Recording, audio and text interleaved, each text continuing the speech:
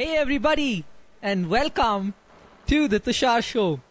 I'm your host Tushar, and today we are with our very special guest, Johan van Did I pronounce it right? Almost. Almost. Johan van den Hekke. Yeah, Van den Hekke. Yeah, From Brussels, Belgium. And he's my first international guest. And this is my first ever podcast online. My first ever international podcast. Congratulations, Johan. Great. It's so great to have you here. And we've been planning this for the last 4-5 days. Am I right? Yeah, exactly. Yeah, that's right. And we met on an online community called Wired Creatives, where there are these crazy people who are chasing their dreams and living their best life and supporting each other. So it's in this community we have bloggers, we have travelers, we have travel writers mostly, right? Yeah, I think so. Everybody's trying to make a living online in order to be able to travel. So that's the idea. Yeah. Yes, in order to see the world. So why do you think, Johan, why is traveling, like, what's this saying, like, to find yourself you need to lose yourself, and one opportunity to do that is by traveling. Why does this hold true? How do you lose yourself by traveling? Well, I think the most important thing there is that you think outside of your comfort box, you go outside of your comfort zone, so you basically see new things, rediscover yourself by being exposed to all those new experiences. That's the definition for me anyway. Right. And you're in something like you don't know what's going to come. It's unexpected. And the people react differently. Well. People react differently. Yeah, but for me, personally, for me, it's exciting, not knowing what's ahead and just going with the flow, seeing where we will end up.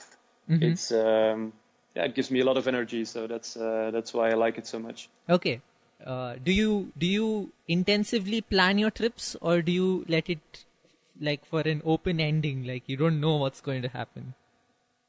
Well, it really depends. If I only have like 2 weeks, like the trip I did to Slovenia in September, you need to plan a little bit more. But in general, bigger trips, I tend to leave it really open. Usually I only have the ticket coming in, ticket going out, and then everything in between is, we just see it day by day and then see where we get. So. Okay. I think I didn't introduce your side hustle, your hobby, your passionate hobby, which is drone photography. Yep. And you got your drone this August. Yeah. It's only since this summer that I've been shooting photography with my drone. I've always been into photography a little bit, but it was usually with my iPhone. They take really good pictures as well, but nothing like I've experienced now since I had my drone. It's a whole different level. But it's so exciting as well because you learn so much new stuff. You discover how it works. You discover more about photography, and it's become really a huge passion of mine. That's what I can say. Wow, and this is really intriguing to me. And I'm sure to my listeners too, because even though you follow a lot of drone photographers or drone pilots on Instagram, coming across one is pretty rare for me or my listeners because it is something different. It is something new. Yeah. So can you give us an insight into drone photography and why you enjoy it so much? Okay, well, first of all, drones are the next big thing. So if you want to get a package delivered, it's going to be a drone. If you want to take a cool picture, it's going to be a drone. So wow. I decided that's one thing that I was interested in. Otherwise, drone photography, to make it really simple, is basically really good camera or a GoPro. Sometimes they use a GoPro as well. Mounted to the drone, you take it up, you check for a nice picture, you tilt the camera a little bit, and you decide to click it, and that's it basically. Obviously, it gets a bit more technical because you have to steer the drone, you have to set the settings. Right. But if you know photography, then you only need to learn how to steer the drone. Right. If you don't know photography, but you know how to ride those like electrical cars we used as kids, it's basically very similar to that, but then you need to learn photography. So this is a really cool combination for me as well, to get more information, more insight into photography, more insight into the technology of drones, and combining those two is just amazing. Right. And you were like, we discussed about drones, and I asked you a couple of questions about whether it's a security hazard, whether how high does it fly, where all do you take it, or can you give us just a little more, like dive into the technical details just a little bit, so that someone who's listening understands, okay, this is how it works. Okay, there's a remote control with two joysticks, something like that. Yeah. Just give us the details in a minute. Well, you basically have the drone itself. The one I bought is a DJI Mavic Air. It's really compact, so you fold it, so I can take it with me in a small travel bag. Yeah. The most it fits important into thing there a is, camera bag, right? It's so compact. Yeah, it looks like a camera bag. You can just put it on your shoulder. It's really small. It's maybe, what would I say, like 5 centimeters on 15 centimeters. It's really compact. So that's the main reason why I got this one. And then basically at the bottom of the drone there's a camera. The camera is mounted, so you can't see the propellers in your image, and it will normally look down or forward. And you can move it up and down to adjust the image. And you basically control the drone with a separate remote controller, where you plug in your smartphone, could be an iPhone, Samsung, doesn't matter. You plug in the smartphone, and it operates as the screen for your remote controller. So the remote controller controls the drone, and basically what your iPhone does is it controls the camera. Okay. So you fly the drone up, you position it, you tilt the camera a little bit, and then you look at your screen to say, okay, I want to use these photography settings to actually take the picture. That's how it goes.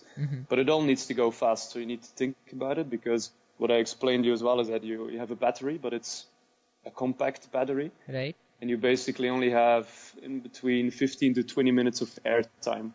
Right. So you need to take it up, land it again, have some safety time. So in the air, you mainly have about 10 minutes to find the shot, take it with the best settings and everything. So there's a lot of preparation as well. Right. And you learned all the skills through YouTube, you told me.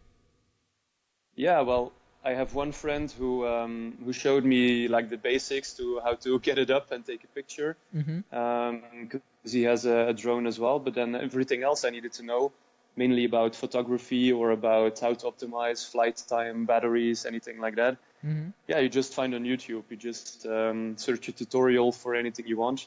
Also the editing of the picture afterwards in Lightroom, you just check for a tutorial online on how to do it, and that's how you learn step by step. And you get better every picture you take, basically. That's at least that's how I like to do it. Right. Awesome. And your drone is for around 1,000 euros. Yeah, it's not cheap, but I mean, you can get cheaper drones than this one, but then you have a lesser quality, and you also have a lot more expensive drones. So what I decided was sort of in a middle segment, but also very compact, that I would be able to take it with me on my travels. Right. And the drone itself would probably be around 750 to 800 euros. But you need some extra batteries, you need the travel bag, you need some chargers, you need some USB plugs and whatever. So everything together, the package, sums up to about 1,000 euros. So it's something you don't want to crash after 2 weeks. For sure. Yeah. So you need some basic practice before you really go up in the air. Well, I didn't do that anyway. Okay, I just took it up in the air for a spin. Yeah. But in the beginning, you do it slowly and you don't go too high, too far, and you test the capabilities a little bit. Right. But then the more you grow confident, then you take it further and further away, and then even when there's some wind, you still fly with some wind. Even when it starts to rain a little bit, you think like, I still have 2 minutes. I'm just going to take this picture and then I'm coming back. Okay. So you start to take a little bit more risks, but in itself, it's a very safe thing to handle. I mean, even if you lose the connection, it will automatically come back to the home point you set. So it's not just gonna disappear or fall down. That doesn't work like that. No. Right. Awesome. Let's get to when you started travel as a hobby. Mm-hmm. When did you start actively traveling? Was it in your was it way back when you were a child and your parents would go for vacations that you really enjoyed traveling? Or was it during your college years that you went for these vacations or these summer breaks or something? Where did you realize that you like to travel?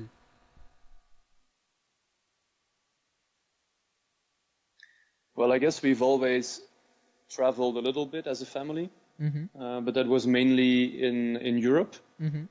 The moment I did my first big travel, that was to the United States, was right after my graduation, basically. So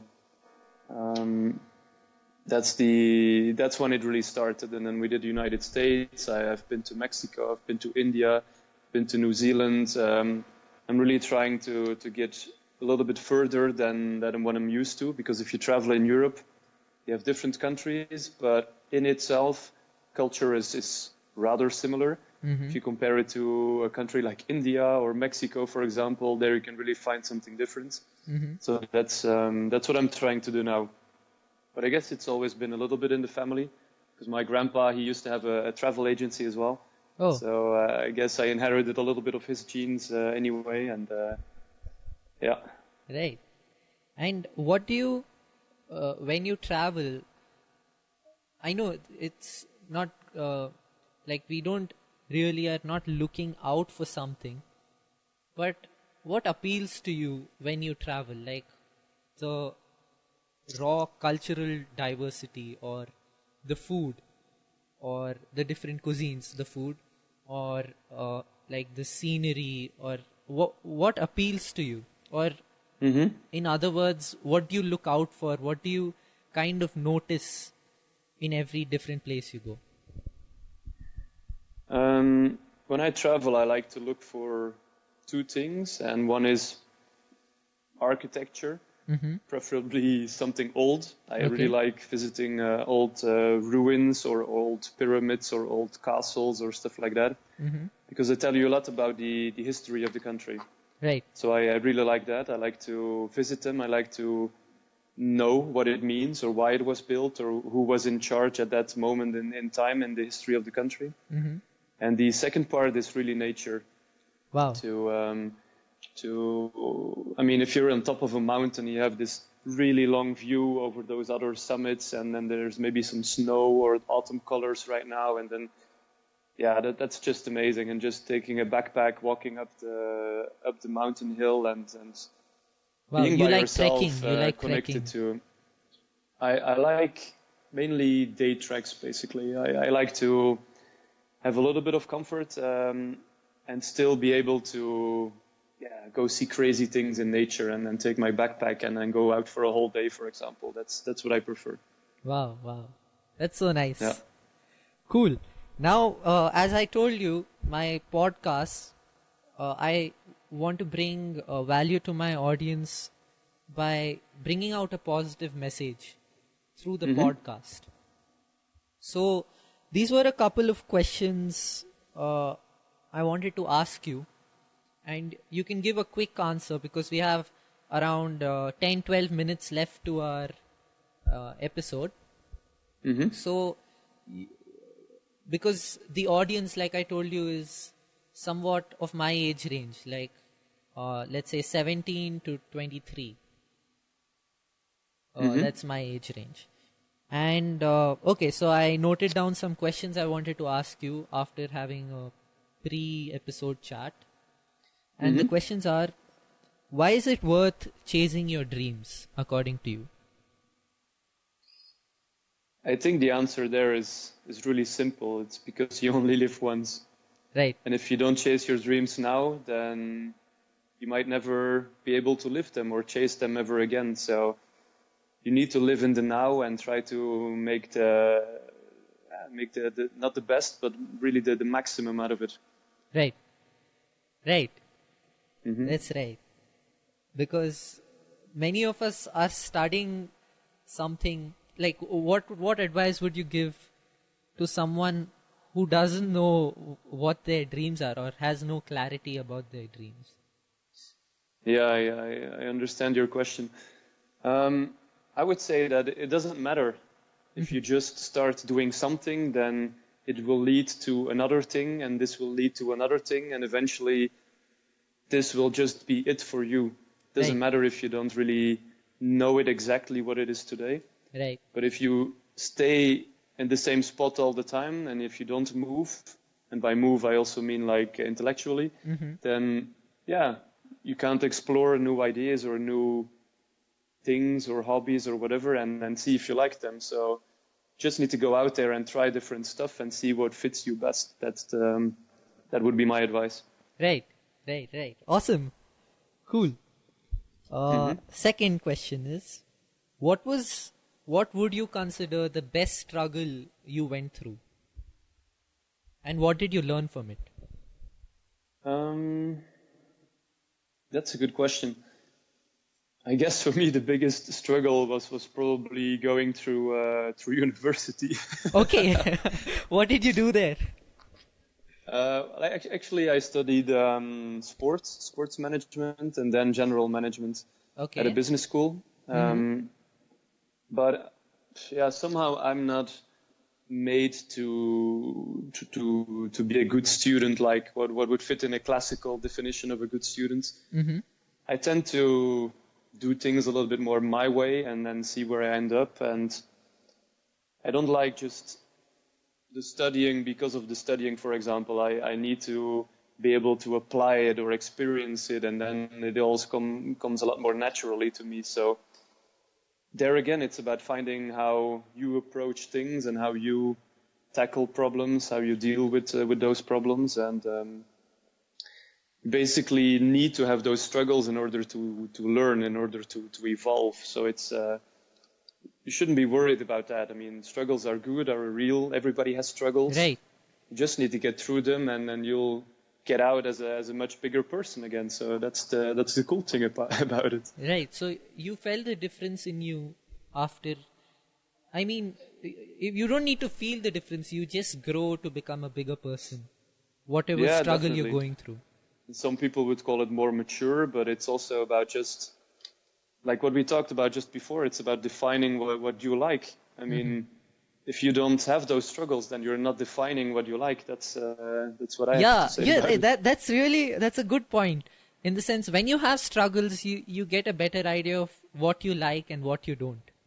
Yeah. And that's when I think that's a good point of clarity for what maybe you should put your feet into and what you shouldn't, in the sense, like sometimes you can kind of decide your dream in that way, like I'm chasing this, like do this and then do this, like you said, one thing leads to the other. Yeah, one thing always leads to another, and it doesn't always have to be defined as the big dream. I mean, the dream can be small as well, and it's a first baby step into something else. I mean, and every step will get you further on the road you're taking. So that's a really cool how do you say that? Cool idea. So yeah. Right. Awesome. Cool. The third question is, how do you venture into the unknown? Because as a traveler, you're always, every day is venturing into the unknown. You've never been to South America, but you're going to go there. I know you have this frame of mind of it's going to be fun somewhere in the back of your mind. But how do you deal with like when you're really scared?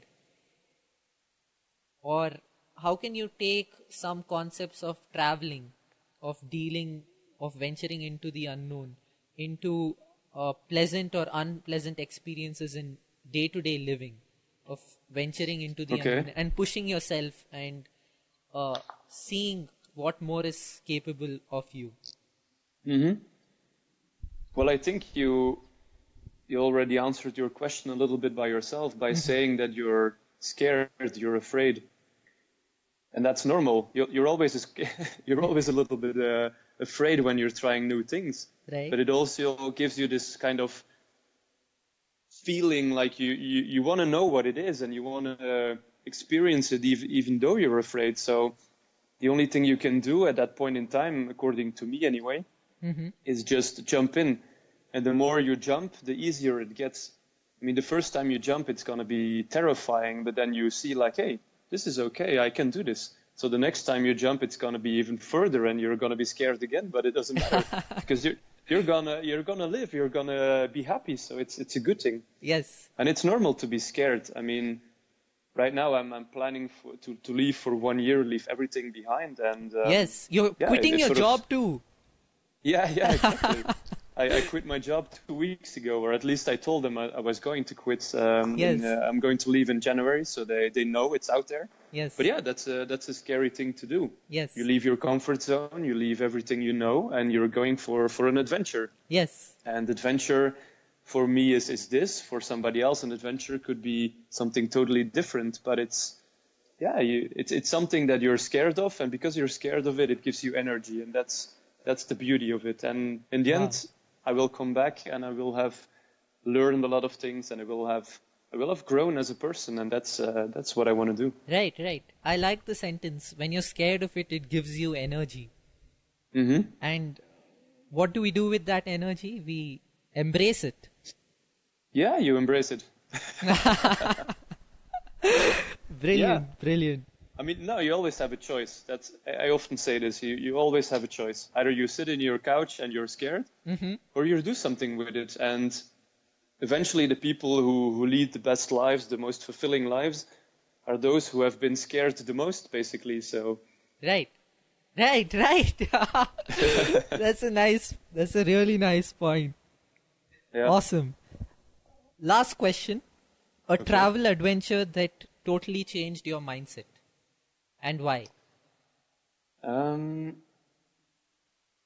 I think the one that had the most impact on me was what I did 1.5 years ago. I went with a really good friend of mine. We went to New Zealand. Okay. Because another friend of ours was basically relocated there. Okay. And you have to know that from Brussels, from Belgium, New Zealand is really exactly the opposite of the world. So you can't basically travel any further than that. Okay. But it's been such a great discovery because it's an amazing country. It's so beautiful. It has the most amazing nature that I think you can find anywhere on this planet. Right. And what was so interesting is that I sort of discovered a part of myself there that I wasn't really aware of yet. Because probably it was always there, but I wasn't really aware of it. So which part by was that? doing this, it's being out there in nature, out there in the open, and enjoying it. And just me and my friend with our backpacks, and we're standing on top of a hill and just looking around and enjoying taking this view in and taking in the experience. And that is something that before I didn't do that much. I was really focused more on city trips, on visiting culture and stuff like that. But I really got in touch with my, let's say, nature side there as well. Right.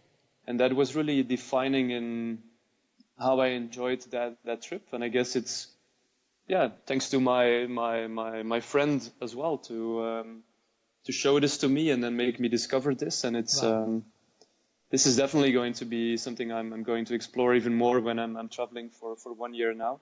So it's this is really cool. Yeah, I think South America has a lot of nature to explore.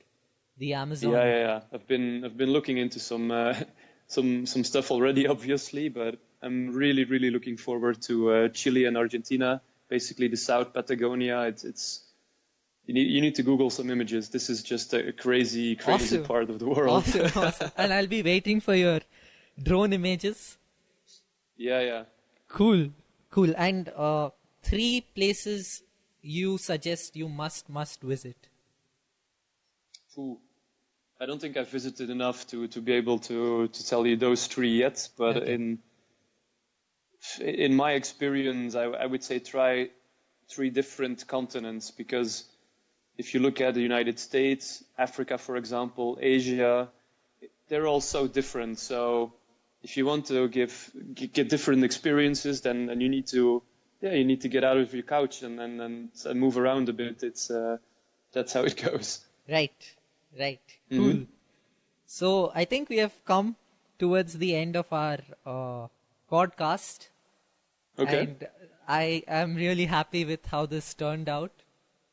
Okay, yeah, me too. It's a good conversation. Yes. And I hope your feel, listeners like it as well. Yeah, I just feel the need to know more and know more and know more. And Yeah, it well, feels that's a like a good very thing. That's a short good time. thing. Maybe we'll travel together sometime.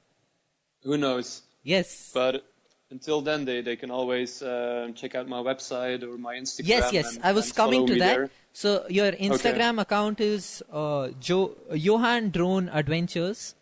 Yeah. JOHAN _DRONE _ADVENTURES.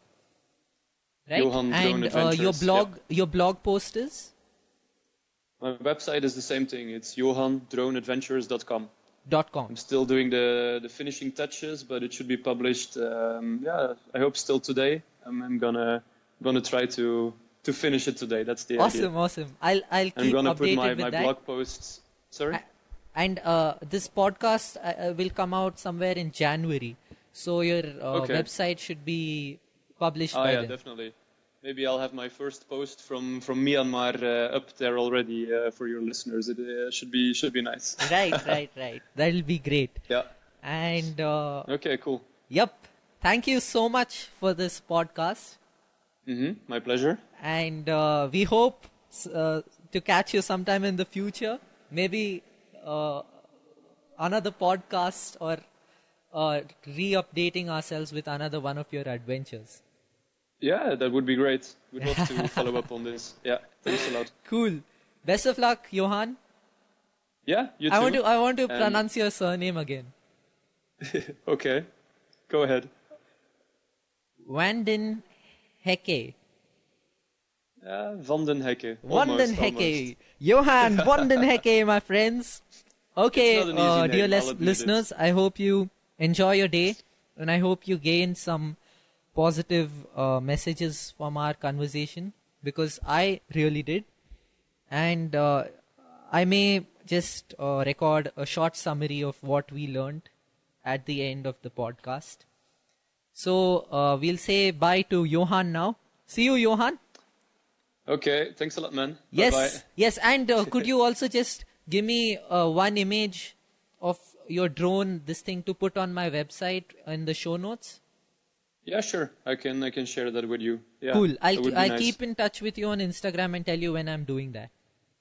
Okay, perfect. Okay then. Take care. Adios. And enjoy your Okay, journeys. bye-bye. See you. Yeah. Bye. Bye. Hey everybody. I hope you enjoyed this first international podcast of mine with Johan. You can find more of his images on his website, johandroneadventures.com, and it's spelled Johan, not YOHAN. So JOHANDRONEADVENTURES.com. And my website is thetusharshow.com. Johan and me met on a group called Wired Creatives, and it's for people who are into blogging, who want to travel the world, and who want to be a digital nomad, and maybe want to start a website about their own niche, about their own passion or hobby. It doesn't necessarily need to be traveling, but a lot of travelers are there. So if you're interested in something like that, go on to the show notes of this podcast. I think there should be a link somewhere around. Go on to the show notes. This is episode 3 of the Tushar Show podcast, and you'll find my affiliate link to the Wired Creatives community. And you can go on and check on their website and see whether you want to do something like this. Because I moved ahead with doing just 20% of their course. I have to still do 25%. I have to complete 75% of their course. But just 25% of their course gave me the motivation to complete my website and launch my podcast, which was launched, but it had to become better. So I bettered it, and they're giving tips for social media. They're covering your basics of blogging, social media, and basically how to have a presence online. So I definitely recommend it. You can also go ahead and check it. It's called wiredcreatives.com. A link is pasted in the show notes of this page. I hope you enjoyed this podcast, and I will meet you soon next time.